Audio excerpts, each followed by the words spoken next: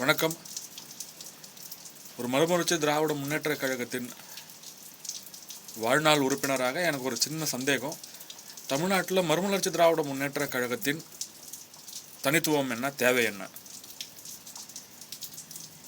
நான் இதற்காக நிறைய சான்றாவணங்களை காட்ட முடியும். மறுமலர்ச்சி திராவிட முன்னேற்ற கழகத்தின் அதன் இயக்கத்தந்தை மாமனிதர் தலைவர் வைகோ அவர்களின் சாதனைகள், எண்ணற்ற சாதனைகளை ஆதாரங்களுடன் ஒன்றுவிடாமல் எங்களால் உங்களிடம் எடுத்து காட்ட முடியும்.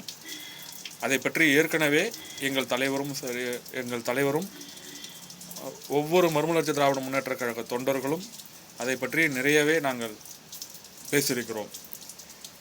இருந்தாலும் இதற்கு அப்பாலும் மறுமலர்ச்சி திராவிட முன்னேற்ற கழகத்தினுடைய தனித்துவம் என்ன, ஏற்கனவே எங்களுடைய தாய் கழகமான திமுகவிடமிருந்து மறுமலர்ச்சி திராவிட முன்னேற்ற கழகம் எந்த அளவுக்கு வேறுபட்டது, திராவிட கட்சி என்று அழைக்கப்பட்டாலும் திராவிட கட்சியாக இயங்காத அண்ணா திராவிட முன்னேற்ற கழகத்திடமிருந்து மறுமலர்ச்சி திராவிட முன்னேற்ற கழகம் எந்த அளவுக்கு வேறுபட்டது. பெரியாரிய அமைப்புகள், திராவிடர் கழகம், தந்தை பெரியார் திராவிடர் கழகம், திராவிடர் விடுதலை கழகம், மே 17, இன்னும் பல பெரியாரிய அமைப்புகள் இருந்த பொழுதிலும் மறுமலர்ச்சி திராவிட முன்னேற்ற கழகத்தின் செயல்பாடுகள் இவர்களிடமிருந்து எத்தகைய அளவிற்கு வேறுபட்டது.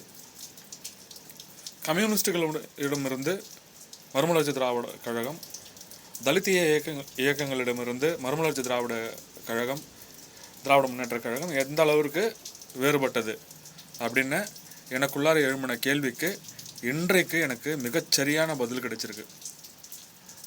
மிகச்சரியான பதில். இன்றைக்கு தாயகத்தில், தலைமை கழகத்தில் மாவட்ட செயலாளர்கள் கூட்டம் இயக்கத்தந்தை தலைவர் வைகோ அவர்கள் முன்னிலையில் நடந்தது. துணை பொதுச் செயலாளர்கள் கலந்து கொண்டாங்க. முதன்மை செயலாளர் அண்ணன் பாசமிகு தூயவர் துரை வைகோ அண்ணன் எம்பி அவர்கள் கலந்து கொண்டாங்க. அந்த மாவட்ட செயலாளர்கள் கூட்டத்தின் முடிவாக 5 தீர்மானங்கள் நிறைவேற்றப்பட்டிருக்குது. அந்த 5 தீர்மானங்களில் மிக முக்கியமாக இந்த ஒரு புள்ளி தான் மறுமலர்ச்சி திராவிட முன்னேற்ற கழகத்தை தமிழ்நாட்டில் இருக்கிற இதர கட்சிகளிடமிருந்து வேறுபடுத்தி காட்டுது. அந்த ஒரு புள்ளி, அந்த ஒரு தீர்மானம் என்னன்னா, இந்திய ஒன்றிய அரசாங்கம் கடந்த ஆண்டு டிசம்பர் மாதம் பாராளுமன்றத்தில்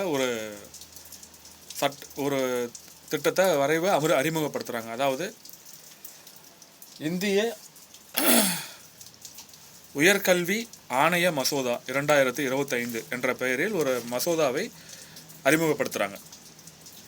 அதனுடைய திட்டம் என்னன்னா, ஏற்கனவே இருக்கிற பல்கலைக்கழக மானியக்குழு யூஜிசி, அப்புறம் அனைத்திந்திய தொழில்நுட்ப கல்விக்குழு AICTE, மூன்றாவது தேசிய ஆசிரியர் கல்வி கவுன்சில் NCTE, இந்த மூன்றையும் ரத்து செய்துட்டு ஒரு ஆணையத்தின் மூலமாக higher education commission of India HECI இதை பாராளுமன்றத்தில் அறிமுகப்படுத்தி இதை செயல்படுத்தணும், நிறைவேற்றணும்னு ஒன்றிய அரசாங்கம் காத்துக்கிட்டு இருக்குது. இதனுடைய ஆபத்து என்னன்னா, தமிழ்நாட்டில் இருக்கிற ஒவ்வொரு மாநிலத்திலையும் இருக்கிற உயர்கல்வி நிறுவனங்கள் இனிமே ஒன்றிய அரசாங்கத்தை மட்டுமே சார்ந்து இருக்கணும். அவங்க ஒவ்வொரு முடிவுகளுக்கும் ஒன்றிய அரசாங்கத்திடமிருந்து அவர்களுக்கு அனுமதி வழங்கப்பட வேணும். ஏற்கனவே கல்வி ஒத்திசைவு பட்டியலில் தான் இருக்குது. அதாவது மாநில அரசும் மத்திய அரசும் ஒன்றிய அரசும் இணைந்து செயல்படக்கூடிய கன்கரண்ட் லிஸ்ட்டில் தான் இந்த கல்வியானது இருக்குது.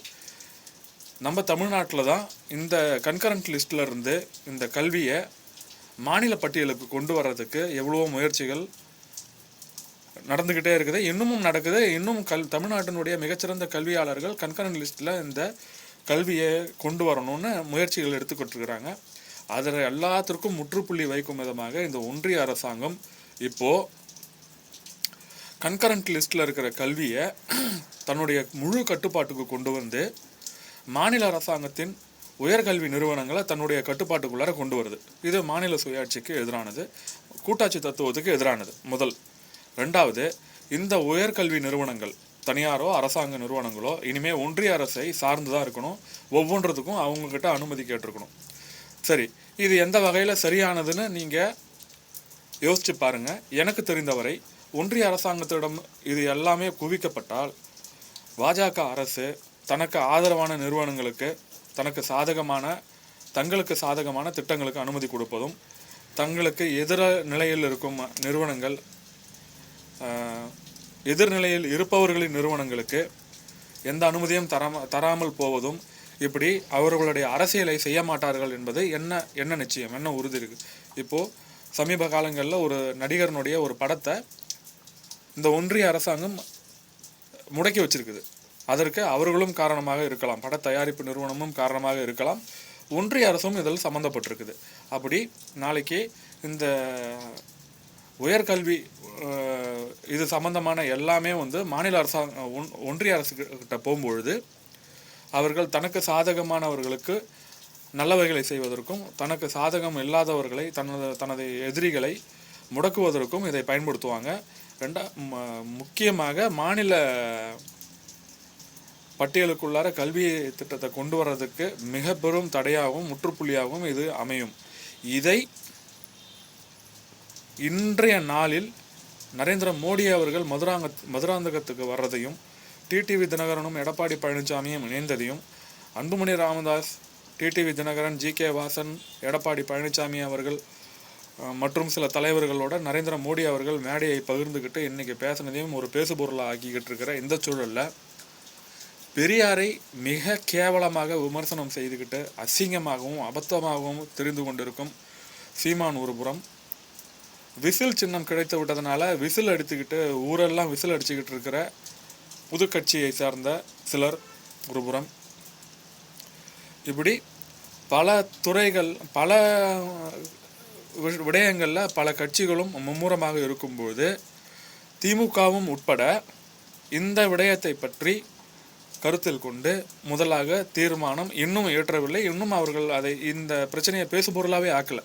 ஆனால் மறுமலர்ச்சி திராவிட முன்னேற்ற கழகம் இந்த பிரச்சனையை முன்னுணர்ந்து இதற்கான தீர்மானத்தை மாவட்ட செயலாளர்கள் கூட்டத்தில் நிறைவேற்றுறாங்க. அப்போது இந்த தமிழ்நாட்டுக்கும் தமிழ் மண்ணுக்கும் தமிழர்களுக்கும் தமிழர் உரிமைக்கும் எதிரான எந்த நகர்வு சிறிய அளவில் எடுத்து வைக்கப்படும் பொழுதும் மறுமலர்ச்சி திராவிட முன்னேற்ற கழகத்தின் தலைமையால் அது உடனுக்குடன் உணர்ந்து கொள்ளப்பட்டு அதற்கான எதிர்வினையை முதன் குரலாக கொடுப்பது எப்பொழுதுமே எங்களது இயக்கத்தந்தை மாமனிதர் தலைவர் வைகோ அவர்கள்தான். இதுதான், இந்த செயல்பாடுதான் மறுமலர்ச்சி திராவிட முன்னேற்ற கழகத்தை பிற கட்சிகளிடமிருந்து வேறுபடுத்தி காட்டுகிறது. சமரசம் கிடையாது, குறுக்கு புத்தி கிடையாது, சுய லாப நோக்கம் கிடையாது, வசூல் செய்து பிழைக்கும் எண்ணம் கிடையாது, லஞ்ச லாவண்யம் கிடையாது, நேர்மை, தூய்மை, கடுமையான உழைப்பு, தீராத தமிழ் பற்று, தமிழர்கள் மீதும் தமிழர் நலம் மீதும் தமிழர்களின் வளங்கள் மீதும் எல்லையில்லாத காதல், நேசம், இது மட்டுமே இருக்கிற ஒரே கட்சி மறுமலர்ச்சி திராவிட முன்னேற்ற கழகம் தான். இந்த வித்தியாசத்தை நீங்கள் முதல்ல உணரணும். மறுமலர்ச்சி திராவிட முன்னேற்ற கழகத்தை அருள் கூர்ந்து தமிழ்நாட்டு மக்கள் ஆதரித்து அவர்களை வெற்றி பெறச் செய்வதன் மூலம் தமிழ்நாட்டின் எல்லை சாமிகளான மறுமலர்ச்சி திராவிட முன்னேற்ற கழகத்தை ஆதரித்து அன்பு காட்டுமாறு அன்போடு கேட்டுக்கொள்கிறேன். நன்றி, வணக்கம்.